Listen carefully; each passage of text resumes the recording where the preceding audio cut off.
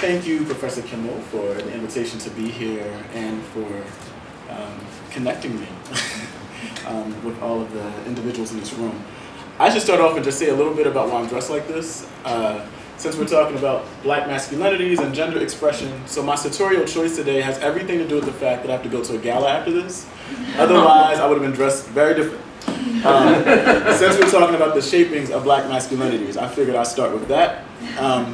But I'm really excited to be here and be engaged with all of you in this conversation. So what I'm going to do today is go over a talk that builds off of something that I published on the Feminist Wire. I, along with my two managing editor colleagues, Tamora Lomax and Monica Casper, do the wonderful job of creating space on the web to engage critical conversations around gender. But not only gender, we do this intersectionally. We understand a pro-feminist or feminist vision to be deeply connected to anti-colonialism and imperialism, anti-racism, and so much else. So part of what this will do is attempt to bring to the fore some of my own thinking around those areas and some thoughts around what an emancipatory black masculinity might look like. So I'll just jump in. And I apologize for reading today, but I had so much to say that I needed to put it down on paper lest I would have forgotten much of it. So I began at my home, Camden, New Jersey, in the early to mid 1990s. Should we shut off the? Can you all see this? Will it fuck up the filming if we shut this off so we can see better? No. Is that okay? How's that? Is that all right, people? You still have some light on for your paper. Is that okay? Good. Can I? Well, I know I'm at home when you introduced me to the type of language I'm allowed to use here. I feel like I should loosen my tie and get in. The second thing I'll say, if you can't hear me at any point, just please tell me to speak up. I can sometimes just go a little quiet.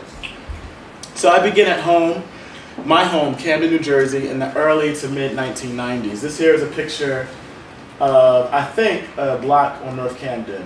If you Google Camden, you'll get these type of images that will come up. Not all of the city, as you can imagine, looks like this.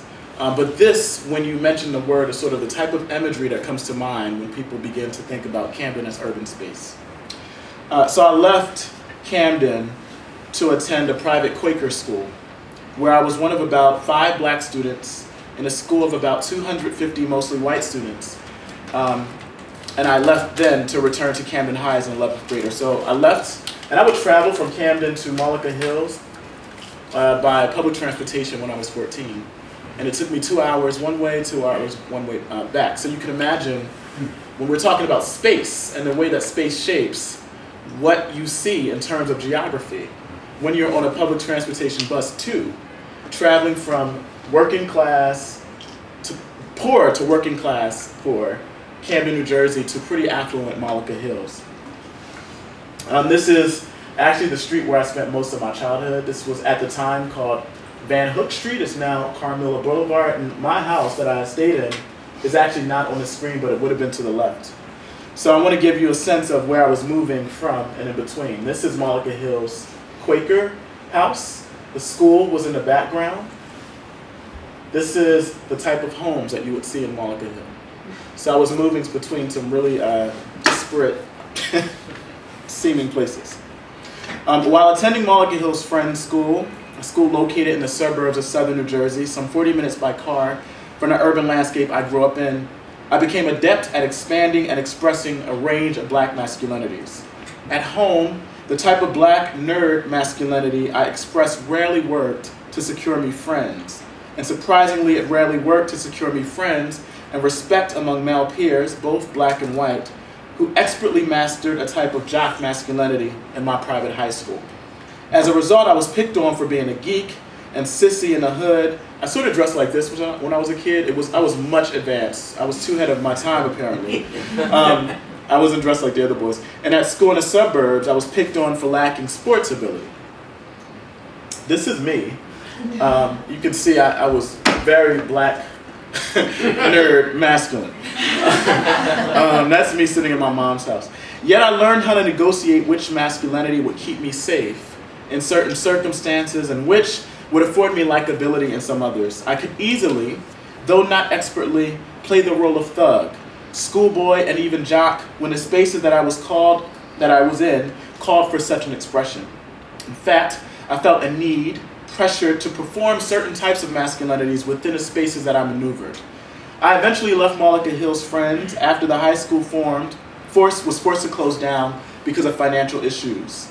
I re-enrolled in a local public school, Camden High School, as a result. I was an 11th grade black male geek who, because of homo antagonism, had to learn quickly to man up. And I did. I changed my clothing style at the time. I started rocking the newest footwear.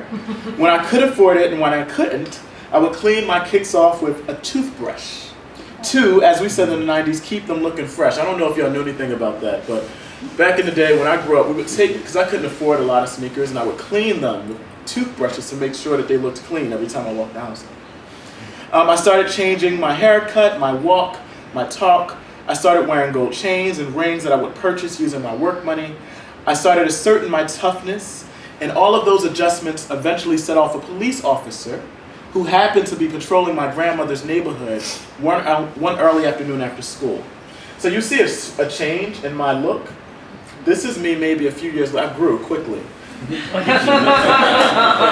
dropped the glasses. Change the sofa. Now the sofa's changed. We moved up a little bit. But I dropped the glasses even though I needed them. And you can't really see the gold chain, but that gold chain is there. I'd returned home from school, so this would have been the me that would have been walking down the street in the encounter I'm about to read. I had returned home from school, and like most days, headed from my grandmother's house to my aunt's house, which was a block away. I walked confidently in my fresh gear, fly gold chain and ring, and nice kicks. As I turned the corner, I noticed that a police cruiser was speedily making its way down Decatur Street. So this is Decatur Street. It doesn't look too much different than the block that I grew up on. I did include a little note here that revealed that 185 cases in Camden in 2010 had been compromised because of possible corrupt police work. So I just want to give you a frame of what we're thinking about. So the police car was coming down Decatur Street, which was my aunt's street that was notorious for drug sales and sometimes violent crimes, toward my direction. I was used to crime and police interaction, and I was unbothered. I had no reason to believe that the car was moving in my direction. After all, I was a good student with a bright future. I did not sell drugs, started trouble only minimally, and came from a pretty good family. So I kept walking as I waved to my uncle who had just left the house and jumped into the driver's seat of his vehicle. A few minutes later, the cop car sped onto the sidewalk where I was located, and the one black male police officer jumped out of the car and ran over to me. He then forcibly grabbed my arm, twisted it behind my back. He brutally asked me what I had been doing, and without reading me my Miranda rights, tossed me into the back of his vehicle and sped off. My uncle followed the car while I sat stern, embarrassed, and hurt in the back seat. He would ask me my name, and I would return by asking for his badge number. I was no lookout boy, and this is what he had called me. And that term was used to describe those who would be standing on street corners or in the neighborhood whose job it was to holler something like "po-po" when the cops would be coming to keep the drug dealers from getting caught. But I was no lookout boy, which is what he called me. I was a student at Camden High who was also in a program at the time called IPLE. It was short for the Institute for Political and Legal Education. I knew he had no right to stop me, even then. I knew that I could get off because he failed to read me my Miranda rights. After driving about 7 minutes away, he stopped the car and continued to ask me questions until my uncle convinced him that he had the wrong person. I would have had to walk home with a bruised arm and spirit had my uncle not followed. I got home and called the precinct to file charges. I did. I was 17. I was pretty pissed. But I knew to call the precinct, and I filed charges. But another black boy in another hood was probably not so lucky. Nonetheless, that moment significantly marked a period of self-transformation. I became, after that, antagonistic to police and would perform a rather aggressive masculinity when I felt policed, either by police themselves or by others who surveilled me based on my gender. Now, notice my facial expression here. These sort of pictures are very, they have a context. But this pretty much was the person that I became. I became very sterile after a while. And this was a little bit after that police incident. Spaces and structures shaped me and my masculine performances. I begin with my story because it is a sort of autoethnographic observation that illuminates the influence of space and structural forces on the life of black men, my own life anyway. Indeed, notions of black manhood are constructed and constricted by systems, which are expansive and entrenched within our contemporary U.S. society, like white racial supremacy, heteropatriarchy, global capitalism, neoliberalism, ableism, the prison industrial complex, sexism, and rape culture. Notions of black manhood tend to be conceived and expressed in response to, are shaped by, are manifested in an attempt to reform the very structures and geographies they are conceived within. Some of those structures and spaces are violent. Some black men survive them, and some of us do not. Spaces shape. Given that, I conceptualize an emancipatory black manhood and therefore liberatory black masculinities as that which resists the transmuting force of structural powers. It is fine to theorize gender as a set of hegemonic and socially constructed rules and logics that are conceptualized and performed in response to legacies of heteronormativity and heteropatriarchy, as well as other forms of structural violence like gendered racialization. But the real transformative, restorative, and radical work occurs when theorizing foregrounds a political commitment to undo the structures that structure our gender expressions, our ways of being, and our living. In what follows then, I briefly consider the shapings of black masculinities, or rather the ways in which structural conditions and space possibly conspire in forming black masculinities. In short, I want to consider if expressions of black masculinities or senses of black manhood also come into being in response to the hostile structural forces and spaces black men move through, and not just in response to restrictive gender norms. Importantly, scholars have explored hegemonic gender ideologies and their significant influence. For example, Patricia Hill Collins brilliantly articulated the following in her seminal book, Black Sexual Politics, African Americans, Gender, and the New Racism. Quote, whether hegemonic masculinity or femininity, or the black gender ideology that comprises their opposite, most African Americans try to craft meaningful lives within the confines of existing gender norms, end quote.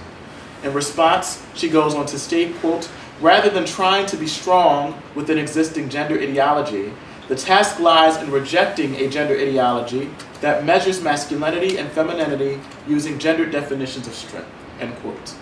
While Hill Collins rightly suggests the need to redress parochial hegemonic masculinities, or, as she states, find our own way within a matrix of gender ideologies, what is lacking in the analysis and prescription is the need to name the structures.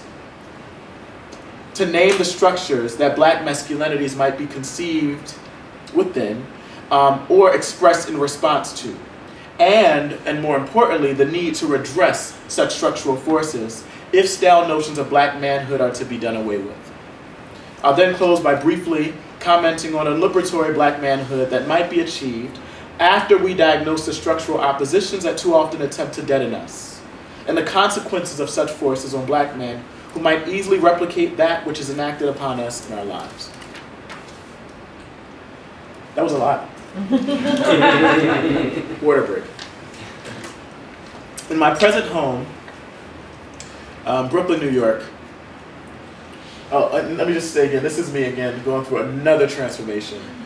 I like to put these pictures up, and it was important for me to watch my own sort of progression and my own responses, what I'm calling to the spaces that I existed in. By this point, I had become pretty adept at practicing aggression, or doing what I thought I needed to do, and that is to sort of perform a type of black masculinity that will protect me from external forces, like police, like white racial supremacy that I encountered when I was in private school, or other black men. And I can even acknowledge, I learned to carry a knife at this point. And that wasn't even my sort of quote-unquote nature, right? The way in which I was raised, but it was a response to a range of different experiences that I have had up until that point. Which is not to say that I imagine that this happens without my own volition. I don't think that, we're not objects who are acted upon. We are subjects with agency. But I can note that a lot of this was in response to those different experiences I had. But to the present. In my present home, Brooklyn, New York, the B-52 bus picks up passengers on the corner of Gates and Lewis Avenue in the mostly working poor to middle class Black Bedford-Stuyvesant neighborhood of Brooklyn. This particular bus stop, which is a few blocks south of the famed Marcy projects of Jay-Z's past, we all know Jay-Z, yes, is visited by hordes of Black residents of various ages daily. Today, if any of those Black commuters take a moment while waiting for the often packed B-52 to arrive, they might notice a demeaning billboard plastered on the bus stop beckoning their attention. A poster, strategically created by the New York City Human Resources Administration's Department of Social Services. And I just want you to take a look at this. Honestly, Mom, chances are he won't stay with you. What happens to me? And the child's face, they change the image of the young person. It's differently race babies. It's plastered in mostly Black and brown spaces that are also poor and working poor. So that's important to note. So this poster, created by New York City Human Resources Administration's Department of Social Services, cautions viewers about the real cost of teen pregnancy. The ad is really teaching them, lecturing us about the real cost of Black female production, and evidences government's desire to police Black bodies, Black sexuality, Black life. Additionally, this particular ad, which features a face of a beautiful Black baby girl, offers a resoundingly clear memorandum on Black manhood. That is, Black teen men won't father, Black men aren't committal, Black men exit the lives of their children, and frankly, Black men ain't shit. Neil Gilbert, writing in Welfare Justice, Restoring Social Equity, actually had this to say regarding teenage pregnancy prevention policies. Quote, "Those young people who respond least to policies that aim to prevent illegitimacy through remedial services or incentives are the group most lacking in judgment and self-control required to be competent parents. To the extent that preventative efforts are successful, they will reduce the incidence of illegitimate births among teenagers, leaving the AFDC rolls with a smaller but more intensely problematic group of mothers," end quote. I should say that book was published by Yale University.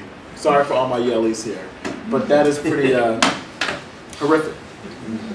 Beyond Gilbert's almost Moynihan-esque sounding critique of the mother as a sort of source of family deterioration, his statement implicitly suggests the perceived power of the state, in this case the NYC Human Services Program, to shape proper parents, proper fathers and mothers, proper men and women, and therefore proper masculinities and femininities. The New York City HRA seemed to be motivated by the same desire. According to their website, quote, "The campaign will be on display on subways and bus shelters citywide, and will also feature an interactive texting program and a video," end quote, "for the purposes of illuminating," quote, "the high cost teen pregnancy can have for both teen parents and their children," end quote.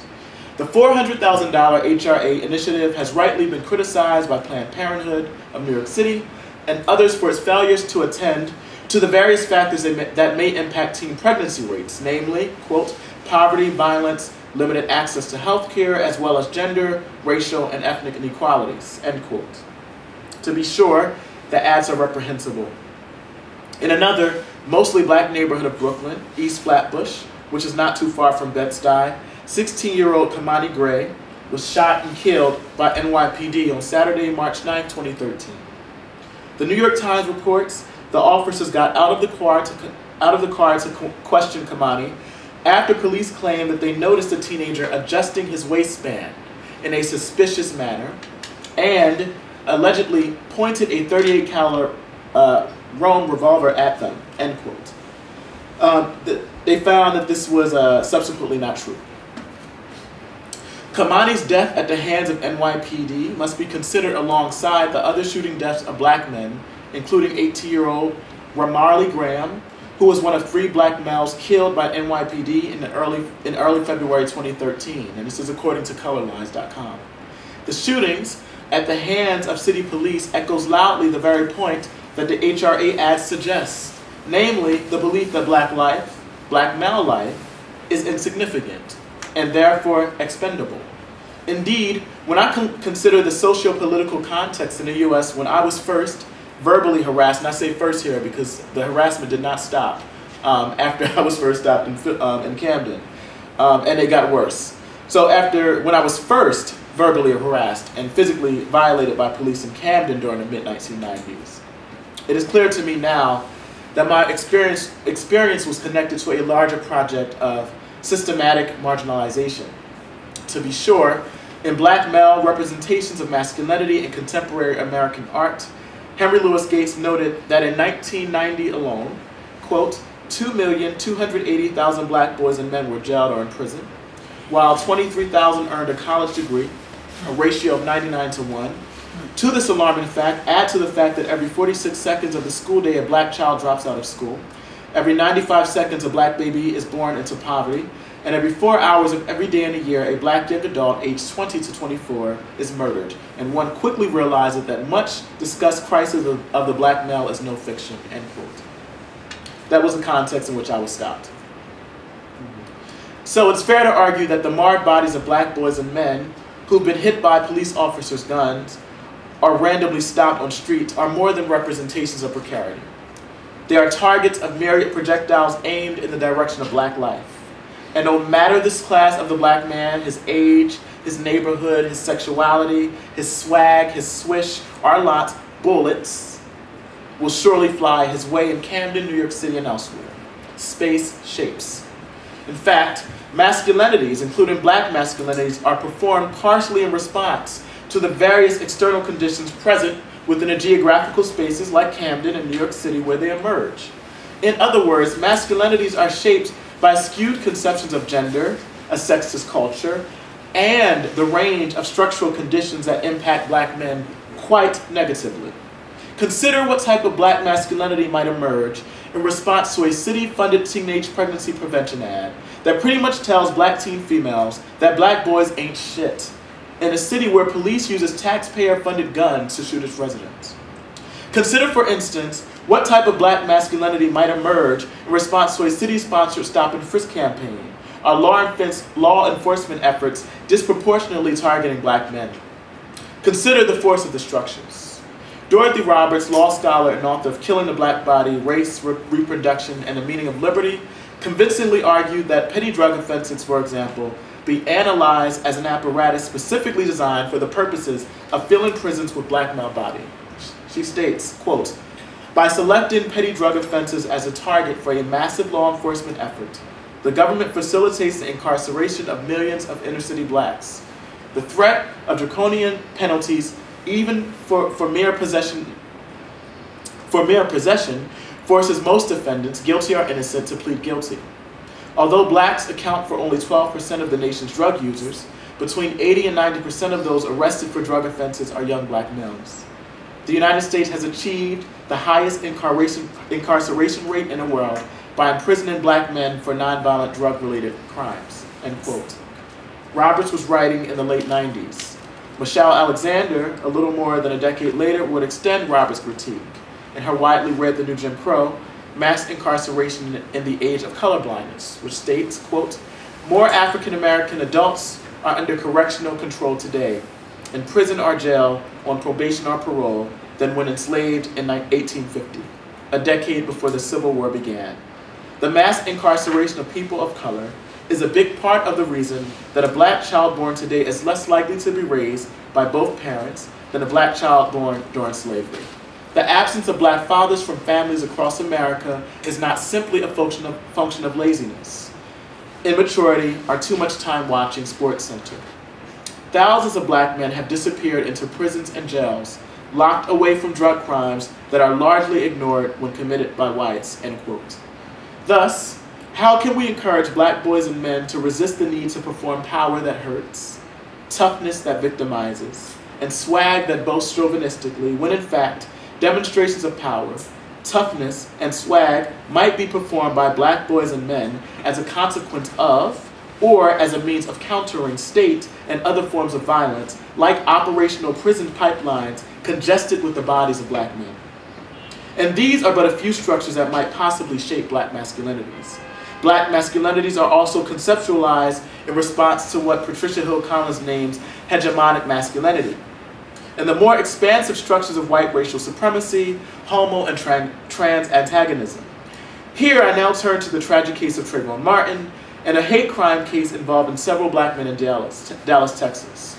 In both cases, I'm interested in the ways that black men are seen through the gaze of white racial supremacy and homo antagonism.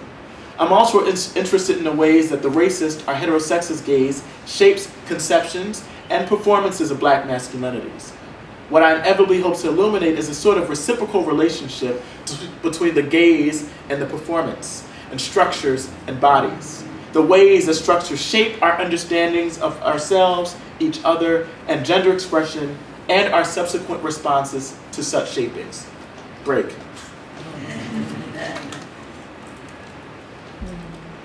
I begin with Trayvon Martin, who was twice murdered. His character was annihilated by racialized suspicion, and his life was subsequently terminated by a bullet. George Zimmerman, the 28-year-old white gunman, was identified by his father, 64-year-old Robert Zimmerman, as an Hispanic. Those are his words, who grew up in a multiracial family. Zimmerman's racial and ethnic identities are significant points of consideration because it informed the father's reproof of those who named the murder a racist act. According to the father, quote, George would be the last to discriminate for any reason whatsoever, end quote. He went on to say, quote, the media portrayal of George as a racist could be no further from the truth, end quote.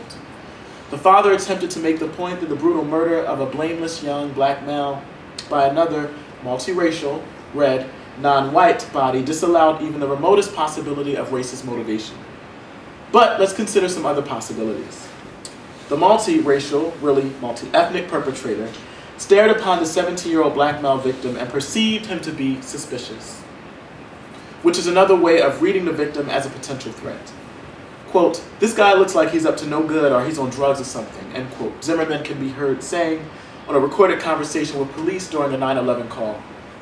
It could be argued that Zimmerman, even while exhibiting himself a white thug masculinity, interpreted Trayvon's comportment, affect, body frame, clothes, style, skin color, and gender presentation as signs that conspired to produce an image of distrust and terror in his mind.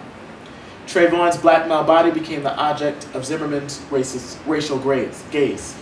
Zimmerman imagined a suspicious guy, and not a typical kid who loved sports and music. Zimmerman interpreted Trayvon to be someone who looks like he's up to no good, and not the adoring son who saved his father from a fire. According to Zimmerman, Trayvon had to be on drugs or something, and not someone's teenage son who had been described by a teacher as an A-B student who majored in cheerfulness, who just happened to be armed with Skittles and a can of iced tea as opposed to heroin or crack when he was slain. What prevented Zimmerman from seeing Trayvon as anything than treacherous? What forces impact our seeing so that our images of others are distorted? In what ways might have Zimmerman's seeing impacted Trayvon? And if Zimmerman's gaze was shaped by, let's say, a white racial supremacist idea, is it possible that such a gaze influenced Trayvon's gender performance in that moment? A turn to another underreported incident that occurred in Texas around the same time might provide another way to assess the problematics of structural violence and the ways that it shapes our understandings of black manhood, the ways that it inevitably shapes our gaze. The particular incident which occurred in Texas was grounded in a different set of circumstances than Trayvon's murder. Two unarmed black men, 20 and 27, were brutally left unconscious in the northeast section of Dallas on March 13, 2013. According to police reports, a group of 5 or so black men yelled the dehumanizing epithets, fag and sissy, from their vehicle, exited with 2 baseball bats, and began to beat the 2 victims. The incident has since been identified by police as a hate crime, though the sexual orientation of the victims have not been identified out of respect for the victims' privacy. In the Dallas case, The two victims were also the objects of the perpetrators' gazes. Gazes shaped by the structures, this time, of homo antagonism. Might they have similarly interpreted the victim's comportment, affect, body frame, clothes, style, skin color, and gender presentations as signs? Is it possible that the group read the two victims as the antithesis, the fag and sissy, of a certain construct of black manhood? The two Dallas victims are also cast in the imagination of the perpetrator as suspicious bodies. In both cases, the bodies of victims, Trayvon, and the two unarmed men are read as suspicious. Suspicious bodies because they are black men who are evident as signifying threats via their gender expressions. In both cases, the perpetrator's perceptions precede the actual materializing of the black males that they subsequently victimize. In other words, the perpetrator's sets of belief about black boys and men, which shaped their perceptions of the victims, also influenced their acts of violence. What I'm trying to get out here is that the ideology precedes the, it wasn't necessarily the bullet or the bat that did the harm. It was the ideology, the thought, that preceded the use of the bat or the gun. Trayvon was shot first by Zimmerman's skewed perception of a suspicious black teen male. The bullet followed. The two men in Dallas were beat first by the perpetrator's skewed perceptions of the two suspiciously imagined black men. The bats followed.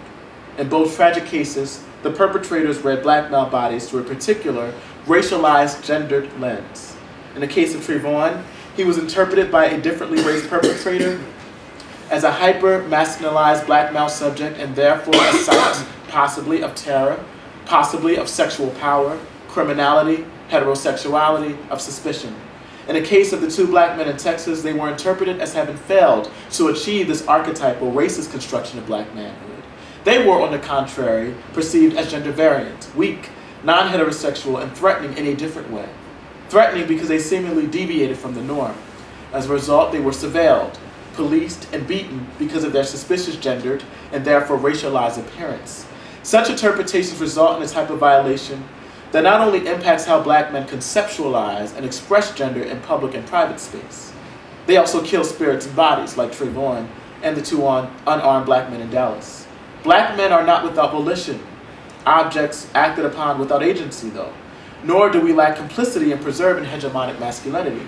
Indeed, black masculinities, like all masculinities, are created within heteropatriarchy and tend to be overdetermined by misogyny, sexism, violence, and rape culture.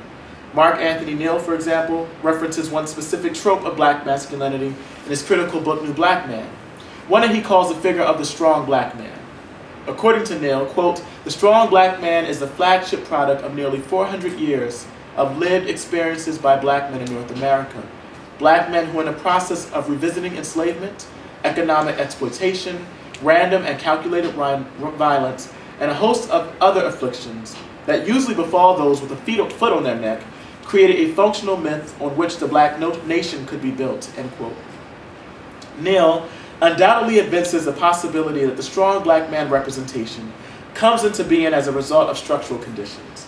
Yet he goes on to rightly critique the strong black man persona, quote, "for championing a stunted, conservative, one-dimensional, and stridently heterosexual vision of black masculinity that has little to do with the vibrant, viral, visceral masculinities that are lived in the real world," end quote. Thus, black, cis, and transgendered men must name and disengage caustic masculinities. But we must also take Neal's lead and consider why black men would fight so damn hard to perform the strong black man caricature in various spaces in the U.S. Whether black men encounter dehumanizing messages when reading an HR 18 pregnancy ad while awaiting a bus in Bed-Stuy, or face down the barrel of a gun in the hand of an NYPD police officer's hand while hanging out with friends in the Flatbush like young Kamani Gray, or shot dead for appearing suspicious like Trayvon Martin, or brutally beat by others because of gender queerness like the two unarmed men in Texas, our masculinities emerge in response to the myriad forces we encounter in the spaces in which we exist. The project of recuperating a range of black masculinities that do no violence to women, kids, and other men then requires that we name and resist patriarchy, sexism, misogyny, and other violence, while simultaneously thinking through the ways in which black masculinities also emerge in response to the very real possibilities of violence inflicted upon cis and transgender black men and boys. In thinking then about what we need to conceive of an emancipatory black manhood and an emancipatory black life, it is essential to remember that the work of reconstructing the type of black manhood that nurtures requires self-reflexive analysis on the part of black men and critical analyses of the structures that we daily navigate and those technologies of power that organize our ways of being and knowing. Yet we, meaning all of us, must consider the ways we have come to distinguish or question black manhood and masculinities as a consequence of those structures. We can no longer, for example, allow skewed politics of respectability to become the boxes that shift our gaze in such a limited way that we vision black boys and men who say sag their pants as signs of decay in the US project, or as improperly, overly sexualized bodies that should be regulated by condemnation and loss. What if we reframe the debate and rather than further a deficit analysis, consider what is at stake in the life of the black boy and man who exist within a historical trajectory of body policing and sexualization? Black boys who, before they were even recognized as human, were gazed upon as property for work and pleasure, sex notwithstanding. What if we consider what agency looks like in the life of black men who, like black women, were beset by regimes of state-sanctioned oppression that attempted to limit their volition? What if sagging, beyond it being a fad, or one's desire to loosen one's pants because they are too tight, or even one's desire to loosen one's pants for sexual purposes, could be evidenced as an act of a subject, not an object, with agency? An act of resistance within a society that has always attempted to asphyxiate black life, black bodies, black choice. What if we really thought about the makings of black thug masculinities under the conditions within a thug country, alongside and beyond sexism, misogyny, and heteropatriarchy, like cultures and practices of criminalization, capitalism, neoliberalism, US gun culture, and rape culture? This is not to make an excuse for maldomination and abuses of power, which tend to be central to various configurations of masculinities in thug US, but it is to suggest how it might be possible for a college-bound high schooler like myself, without a record, to develop a set of strategies and performances that would be on the ready when walking through his neighborhood, when encountering police, or when confronted with white racial supremacy as one of a small percentage of black students in a college he eventually matriculated into. Space and structures shape. Given that, we need to seek to become what Neil calls a new black man, but we must also seek to ameliorate violent structural conditions that shape us. Redressing hegemonic gender ideologies and reproducing the new configurations of black masculinity will only take us so far in achieving what black men for the eradication of sexism named in their mission statement a, quote, holistic interpretation of manhood that acknowledges the oneness of man and woman, end quote. We must actualize a radical political movement that seeks to alter our material lives through our action, inasmuch as it seeks to shift our ideologies through theorizing. Indeed, we cannot have a new black man without creating a new world in which he can be free. Thank you.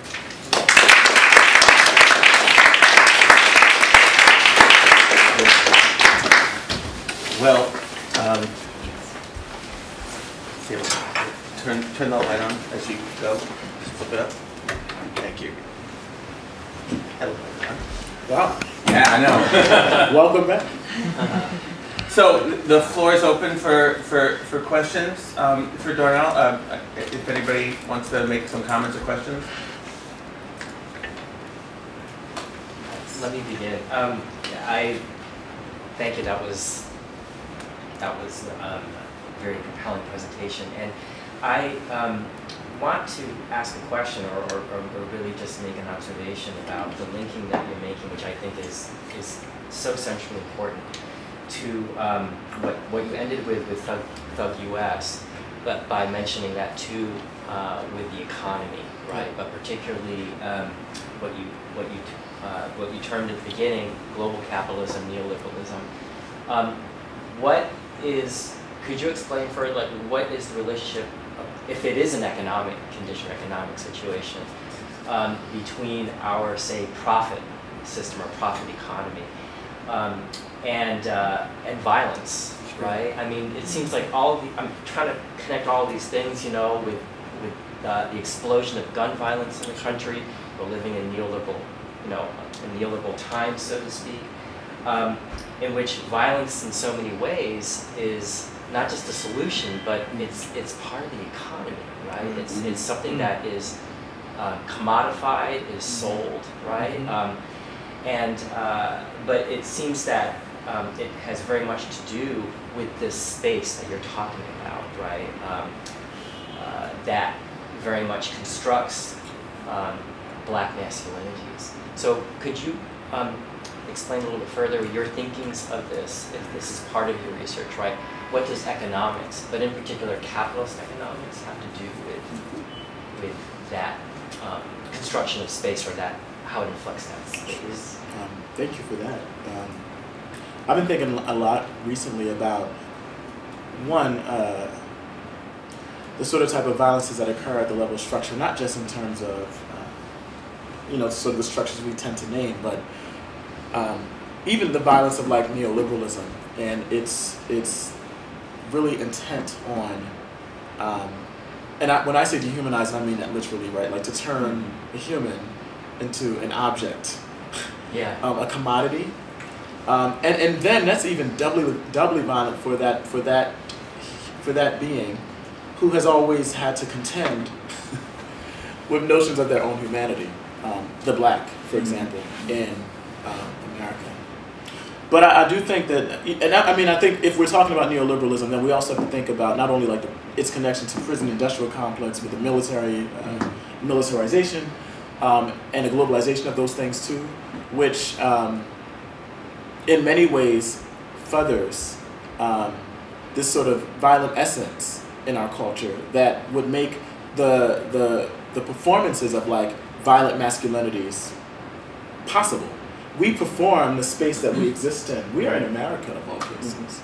A neoliberal world that is already violent, and oftentimes when we're part of what I guess I haven't, the critique that I'm really thinking through is it possible to ask of us to think through new configurations of masculinities when the type of masculinity that is most dangerous exists at the level of American culture and politics? How then can I try to be differently masculine? Or ask of someone to perform a different type of masculinity when I'm engrafted within a system that is molding, teaching me to be the very, to replicate the very energies it's putting forth. And that, to me, is part of the problem, which is why I don't think the theory can happen without a political commitment to addressing and redressing the issues that you're bringing up. I cannot just say, let's move away from a hegemonic masculinity without thinking through the structures that make a hegemonic masculinity possible and continue to allow it to be reiterated. And I think a theory that doesn't take that political commitment is not going to achieve the type of end that it imagines. That didn't really answer the question. I'm going to take your question and do some more thinking about it. But that's sort of been the thinking around, at least the connection I see between neoliberalism, globalization, militarization, and so many other things. Amanda? When I was following the Trayvon Martin story a lot, and I'm masochistic tendencies, and so I go to the comment section at the end of these articles, right, which it's something I just do and I shouldn't do. But, don't do that. Stay away! I never read the comments, don't do that. It's like an addiction for me. But a lot of times when I was reading these things, and even when I was trying to teach about Trayvon Martin in my classes, the pushback that I got was, sure, this was a racially motivated crime, but what about black on black crime? Sure. That overwhelmingly, numerically is so much worse. How can we understand that pushback, and how it seems to me that it fits really well in the framework that you're presenting, but how do we sort of respond to that, which is really a way of kind of denying the significance of this race-based, this sort of racially motivated crime? I don't know. Yeah, there's a lot of writing that has been done about that very sort of critique. And it's you know, folk have written about this, specifically the skewed sort of statistical work that had been done to make this case that somehow black on black crime exists as something other, you know. But I don't, you know, I tended not to, I didn't have a response. When people would say, I just did not even have a response for that. My fuse was just very short, to be quite honest. I mean, to make this sort of ahistorical claim that somehow racialized violence, we exist in a country where that shit just did not happen. It's just, it's like the liberalist arguments at its, I mean, I just, no time for that. But I will point to some of those who have been doing work to sort of unpack this notion of, like, even thinking about what we call black on black crime. And that's sort of a monolith that when you sort of break that out and think about what crimes black folk are actually being imprisoned for, you find that it's not as compelling.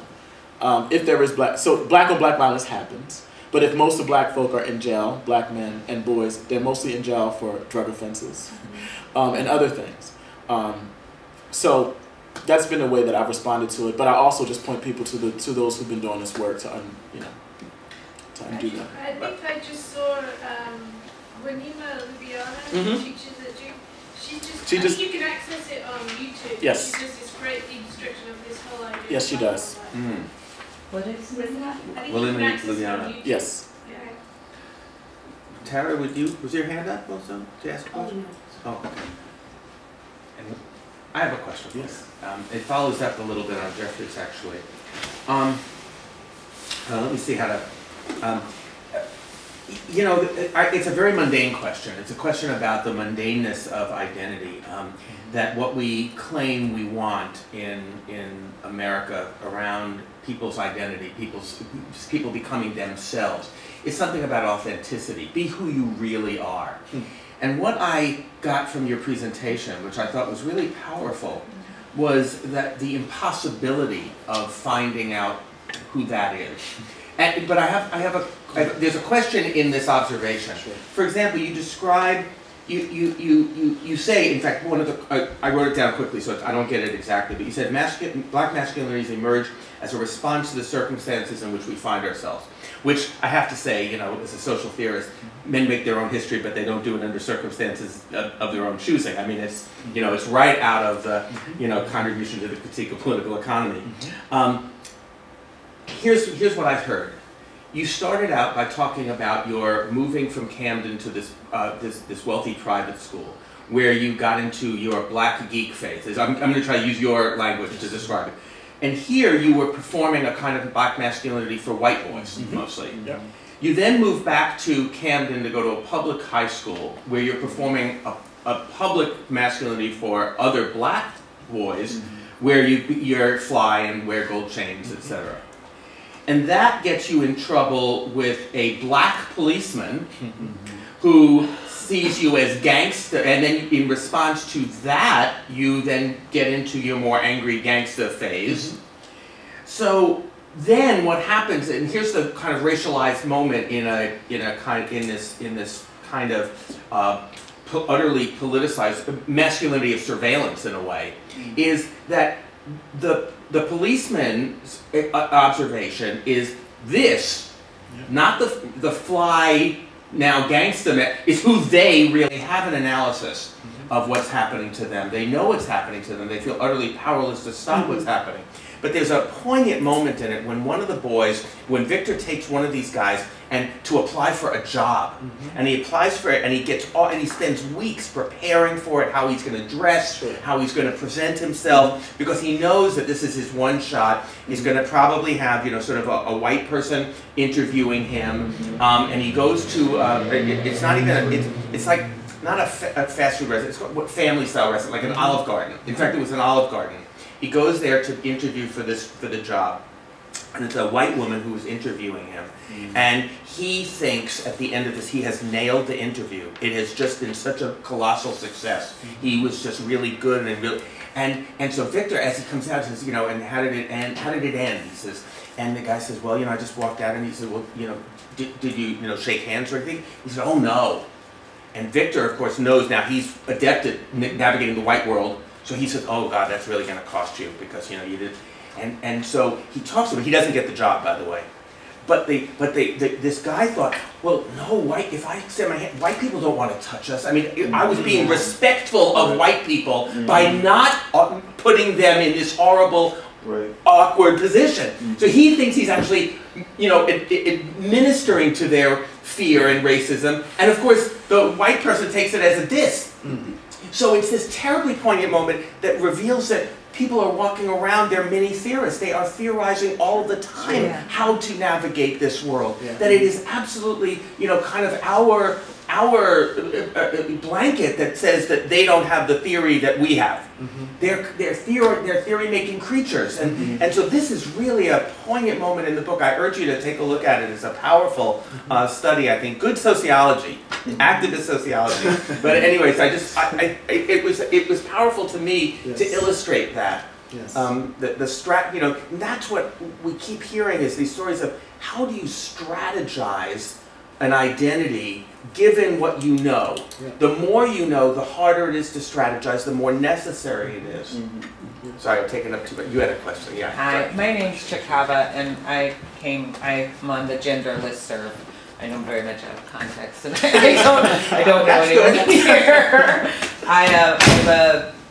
I finished my master's degree last year, and I have a troupe called Brown Girls Burlesque, so I'm like on the other gender side of this. But what you brought up was really interesting for me because it basically came up with how we construct gaze, that perception versus reality, and how to look at it.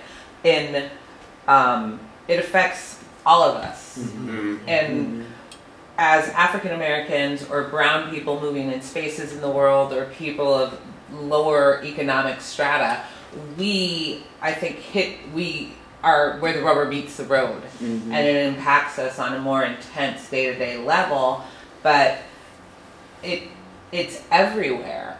And I think it's interesting to discuss it in the way you brought it up, Michael, and in your whole life story, and what is shaping gaze, and how aware are we of our gaze being shaped? How much sovereignty do we have on determining how we see each other? And do we have any? That's powerful. I just to say that sort of second movement is what I was trying to work through.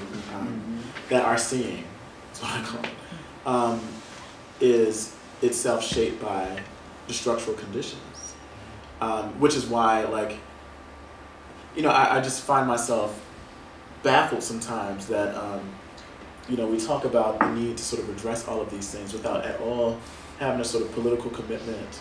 And I keep repeating that because I think it's so important. Our seeing, our gaze is shaped by the structures. The way in which we move in the world, express ourselves via gender, shaped by the structure. We are the ways in which we interact, read each other. I mean, so I think we work at this sort of a sort of second level where we have yet to sort of deal with the structures that are actually moving upon us. So we'll say things like, let's create, Mark Anthony Neal is a brother friend of mine. We are part of a group called Brothers Writing to Live, and his book, New Black Man, has been so helpful for me. But my question at the end of the book is, and this is how I end, if you're asking one to become a new black man in an old world, let's call it an old white heterosexual world, isn't that kind of impossible? It's there's a need then to do both and, right? And I think that's the part that gets missing, at least from my perspective. So I was going to ask, when I walked in, you were having this conversation, kind of calling out this call for a new black masculinity, right? And you were kind of saying just what you just said right now, the impossibility of having a new black masculinity in a still heterosexist, white supremacist male world.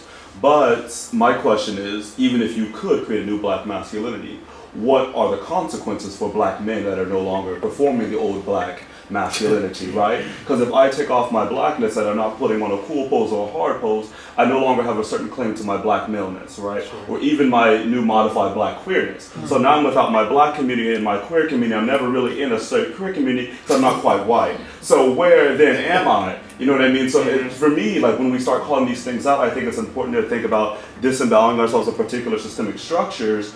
But what's the violence of that? Because now I'm alone. What's the point of being free if you can't be free within the community? Sure. So it sounds very, very scary to me that I can have these thoughts and disembowel myself of oppression or oppressing someone else in a particular, at least intentional way. But now if I'm alone, I don't know if I want to go that far. That's wonderful. It's making me think. This is why I think also sort of like a queer theoretical perspective and political perspective is useful too in imagining utopias. I'm thinking about now this, given the passing of Jose Muniz, and how important his work is for, I think, responding to, helping us to think through the questions that you're offering. What does a future look like? You know, how are we to sort of think through sort of futurity in ways that offers hope and not despair, and new ways of being that may not look like anything we've come before in community, being in community. But I do think that there's a violence associated with this. Lisa. No, I think that was a great, really nice comment, and I really, really loved your presentation. Thank you so much. But I was also thinking of Munoz a little bit, and I was thinking about the Brown Commons, and I was thinking about, because you're talking about movement between spaces, but the possibility of creating new spaces that are, so how do we do that? I mean, I think that's the question, and it seems like what you really showed well was, yes, we can, you know, gender expression, gender is performative, and we can kind of, as we move, we're kind of, our sort of, the possibility of our gender expression can change, but then these structures still act upon us. So how do we create these new spaces?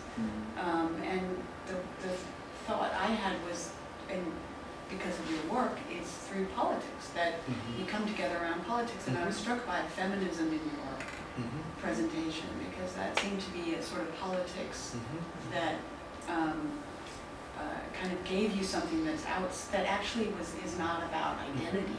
I mean, not to say because you're a black man you can't be a feminist at all. That, I mean, the point is you can, but it's not about some kind of simplistic identity politics. So I was really struck by that in your presentation.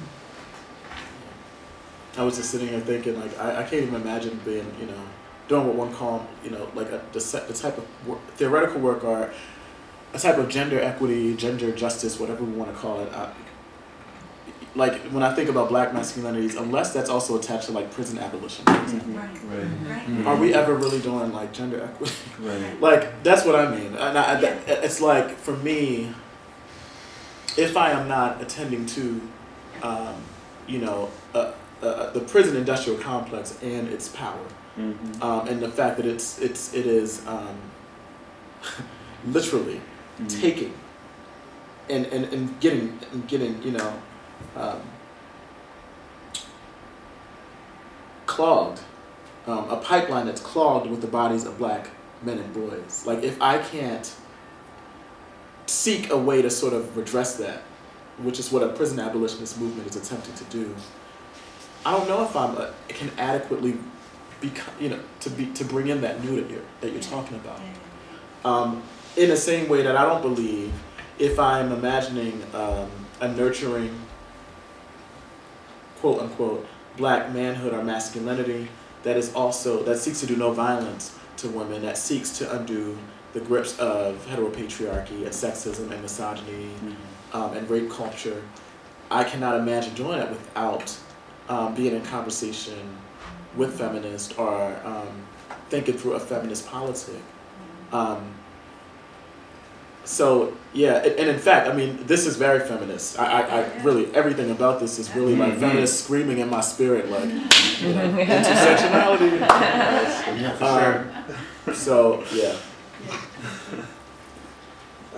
My name is Karthikeya. I'm a cultural anthropologist at Rutgers in New Brunswick, and I do research in Newark.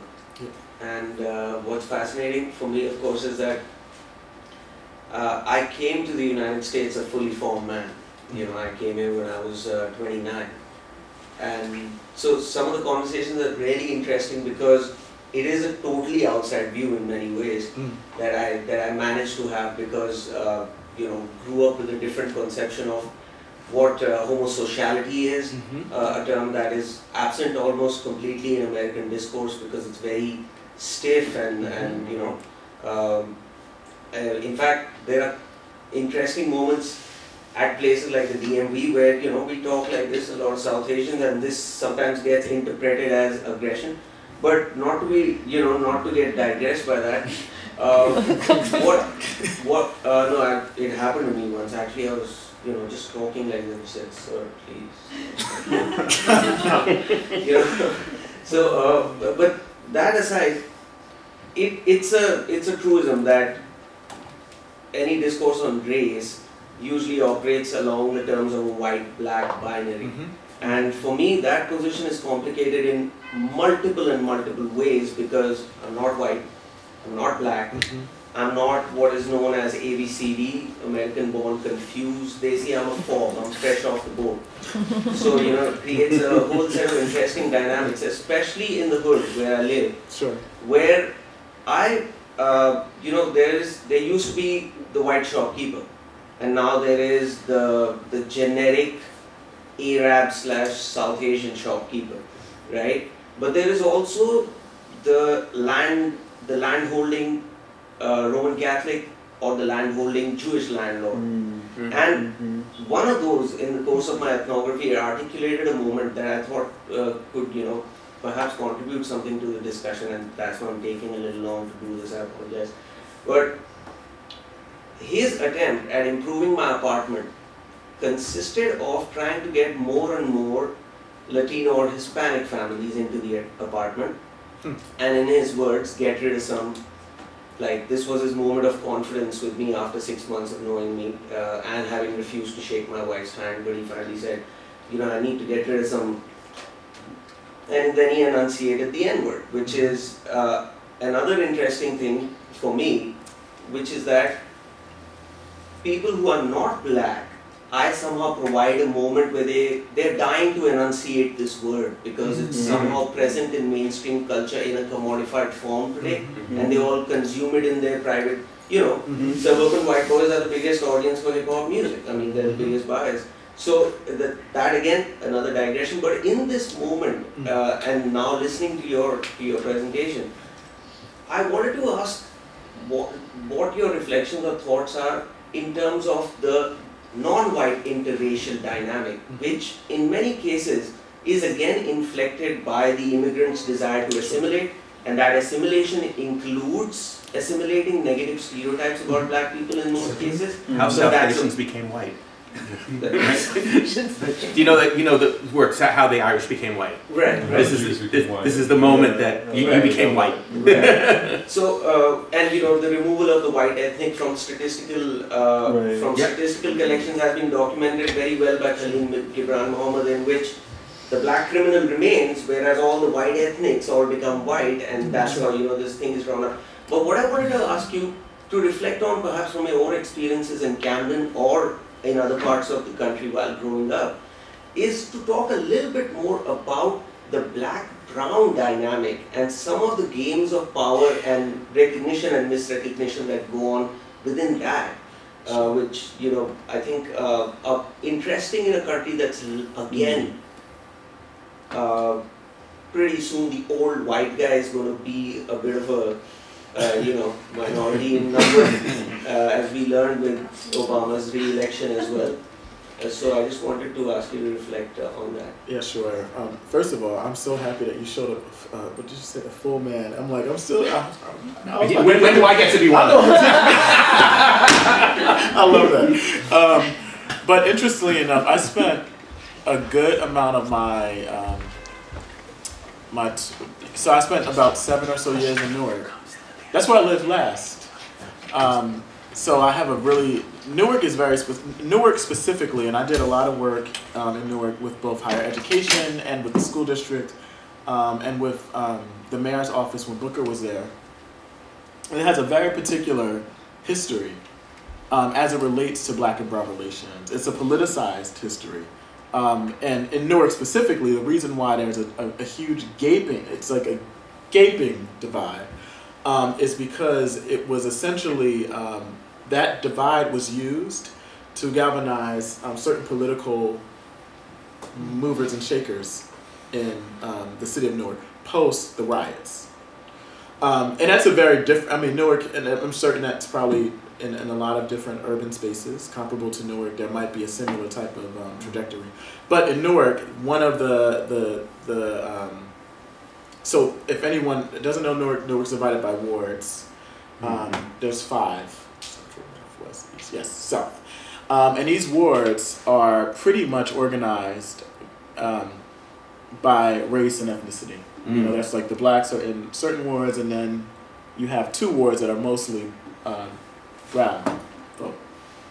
But that has been specifically, that's been strategically, literally drawn, those lines. But on a larger scale, I do think that the sort of, you know, reckoning with, so not only is there sort of the black and brown divide, but then there's also sort of the intra-group types of things too, like among black folk. You know, if you're from the Caribbean, and there's so many different ways we could sort of break this out, which is all really, all of these divisions are a response to something larger, namely a white racial supremacy system. It is the consequences of a colonial project, which is all about separating, you know, projects of separation and hierarchizing and so many other things. So part of the way I respond to that then is to think about what it means to come to race relations, you know, intergroup relations, cross-ethnic relations within a settler colonial state. In the first place, let's start there. Where this is a settler colonial state. What are the consequences of that? This is one of them. So in Newark, I can't even begin to just, you know, yes, it's a political issue, but it's also much of a living out of a larger dynamic that we don't really talk about. United States as a settler colonial state with these legacies that we still don't adequately, I think, respond to. Any other questions? Okay, yeah. Just couple of things. One, to get back to our conversation about the white gaze, theorizing the white gaze, I want to just say how much I very much appreciate that you're making the term heteropatriarchy central to all of this, and it's allowed me to think about Du Bois, right, and double consciousness and the color line, which is very much about the white gaze and how the white gaze works to define itself.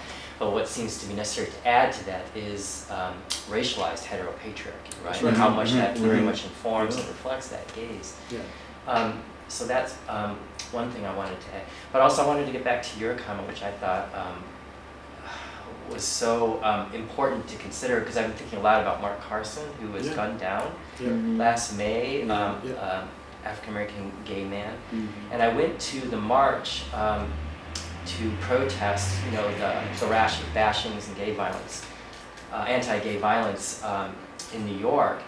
And one of the things that I overheard that really bothered me, a couple of people talking behind me who said, if Mark Carson was not dressed as a gay white guy, then he probably wouldn't have been killed, right?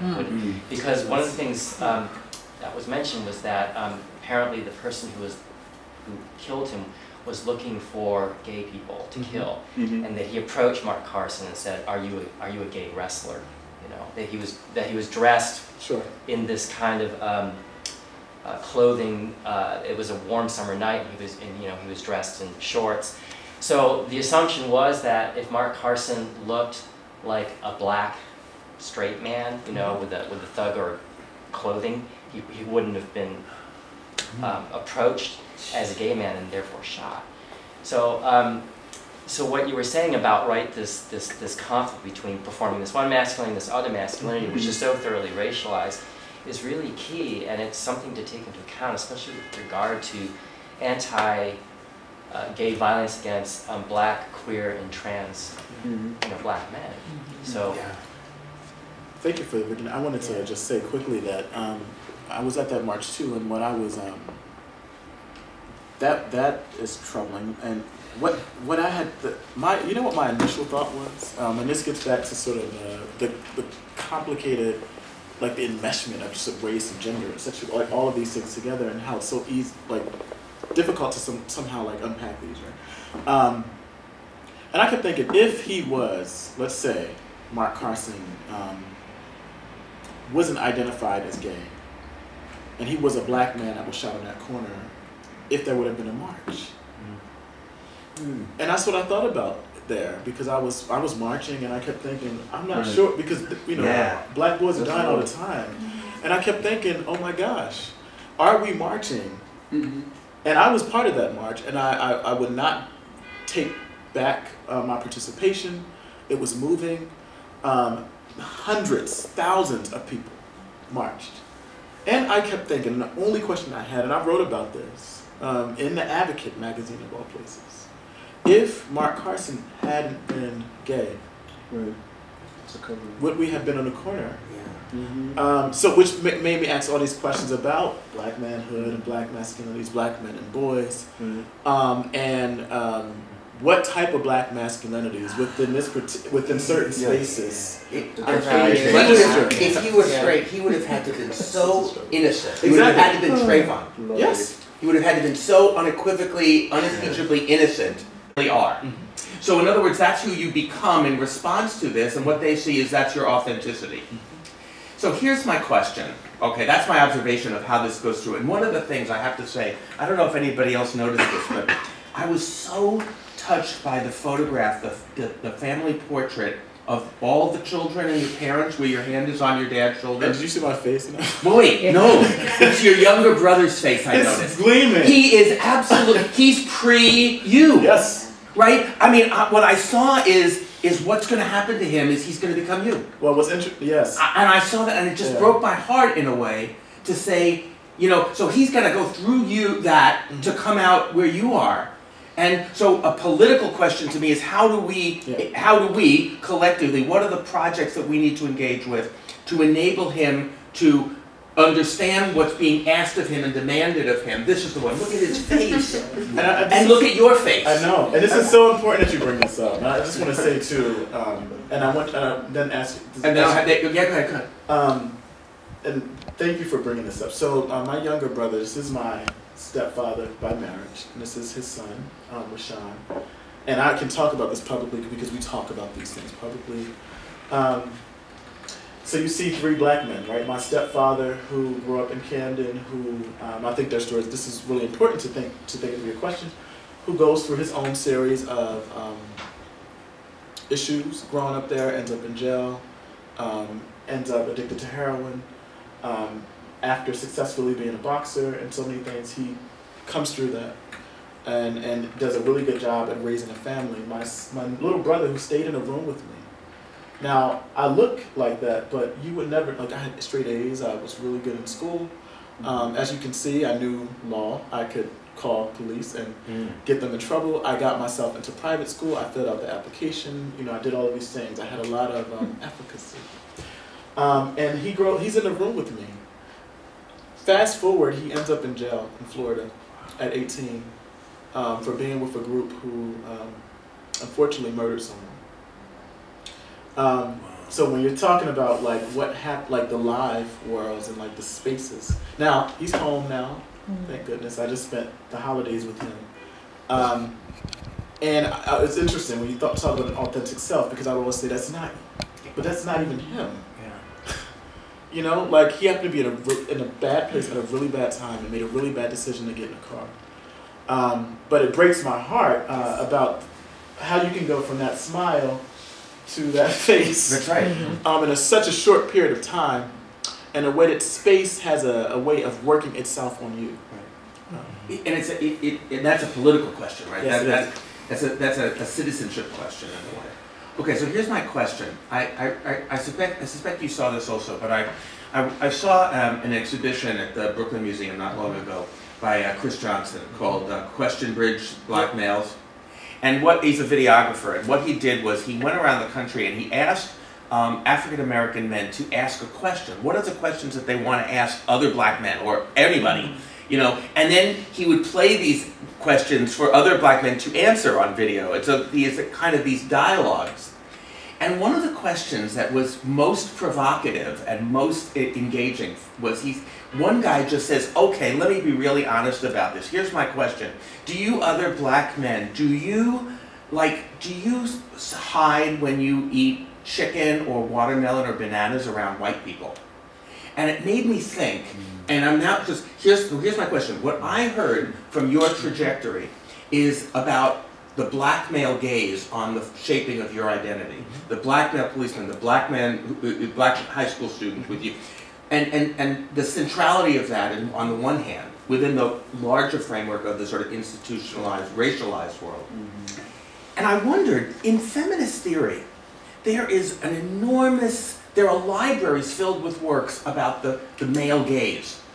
But I don't know, is there a comparable library of work on the white gaze that I just don't know about? Is it theorized in that way among African American scholars the way it is among feminist women? I don't know the answer to this, but it seems to me that a theorization of the white gaze as a kind of constructing paradigm around black men in public would be a really powerful sort of lens through which to view this identity formation. In your case, you also talk about the black male gaze, which is, I think, unusual in this discourse. But I don't know a comparable literature on that, and I think it's badly needed.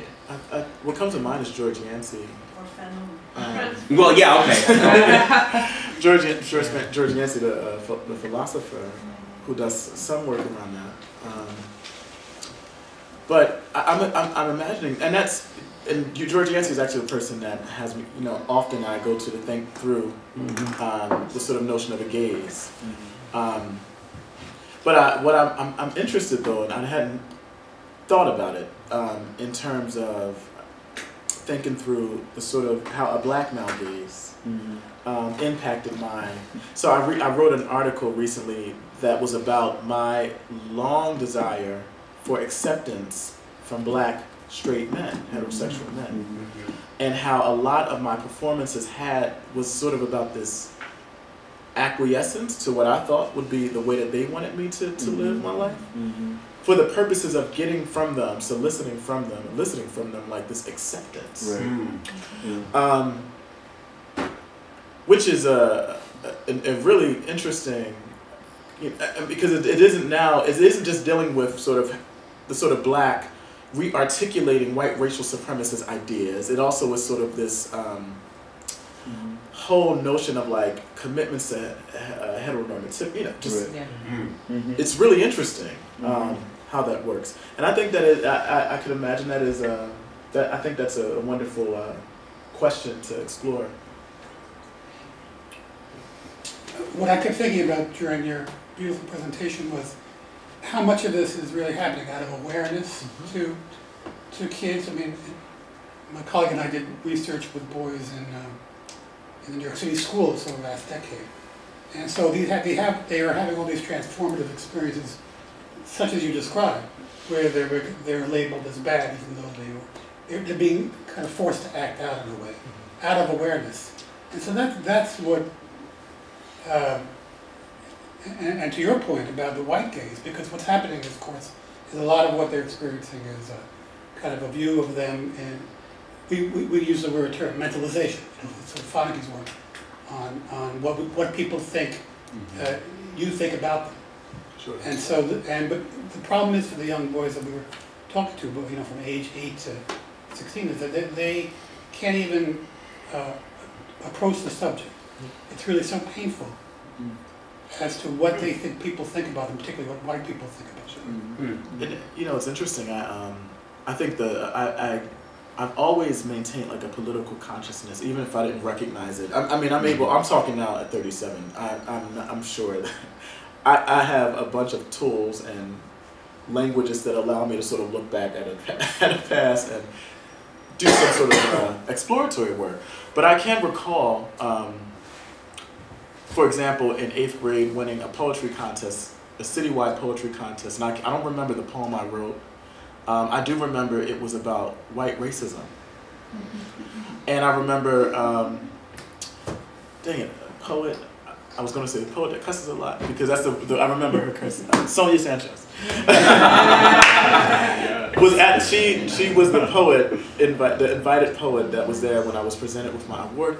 And I remember, so I think about that moment, I think about now at this point, were there moments when I had an awareness of systems, of structures, and I remember writing a poem about white racism in 8th grade. I remember thinking at the moment that I was stopped that, you know, always being aware of the type of violence of economic disenfranchisement and environmental blight when I had to travel from Camden to Mulligan Hills and saw the very distinct differences between what I had to, the streets I had to walk on and what Mulligan Hills looked like. But that cop moment was a crystallizing moment for me in terms of developing a political consciousness. Because I was confronted with the system in ways that otherwise I hadn't been before. I sort of sensed that there were things happening unawares, but this was you like, were under surveillance. Yeah, this was, I mean, he twisted my arm and literally threw me in a car and drove away. Now, had I been someone who didn't have access to an uncle who was willing to follow the car, I would have to walk through neighborhoods. Now, I don't know what would have happened between the time I got from the neighborhood back to my house. But that moment was a keen, and it was a daunting one. Because I realized that even though I got A's on my report card and I managed to get into private school and I was college bound, at the time I was actually in high school taking college credit courses. So I was taking through a program called Upward Bound. We were actually getting course credit for, so I went into college already with college credit. So even with all of those sort of capitals, right? I was not free from the thing that I saw the brothers on the corner. That was a really daunting. But there's something about you that was able to become aware. Of course, if we can be aware of things, we're in a better position. I actually think that they were aware too. Yeah, that's right. That's right. I think that there was a critical awareness by. I mean, we can look at raps like hip hop music for sort of like. To chronicle like a critical awareness about the sort of workings of systems.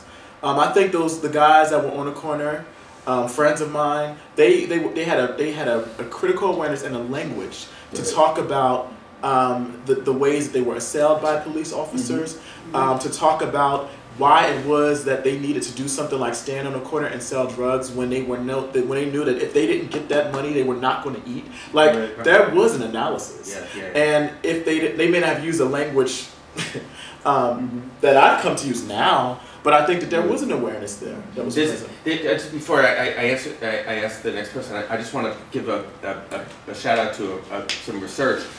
Victor Rios has written a superb book called Policing Masculinities, which we read in my seminar this semester. And he was a former gang member. He's now a sociology professor. And he went back to the area that he grew up in, East Oakland, and hung out with his former high school, middle school friends, and watched and sort of monitored the surveillance that they're under. And there's a really, and he would agree that